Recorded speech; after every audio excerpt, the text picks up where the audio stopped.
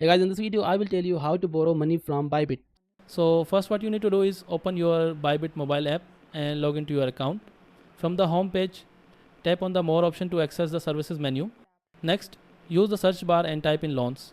Once you find the crypto loans tab, tap on it and you will be taken to the loan application form. Here, you need to set up a loan order by entering a few details.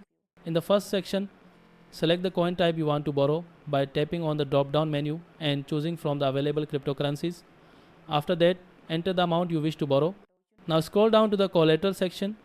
Here you'll need to choose your trading account, either your funded account or your unified account, and then specify the amount of collateral you want to put up. Next, select your loan term and carefully review the details shown on the order page, such as the interest rate, total repayment amount, and other important conditions. Once you've reviewed everything, agree to the terms by checking the box and then tap on Start Borrowing. From this point, interest will begin to accrue as soon as your loan order is confirmed. Finally, a confirmation pop-up will appear with all the details of your loan. Make sure the information is correct, then tap Yes to complete the process. And that's how you borrow crypto using Bybit's loan feature. Thanks for watching.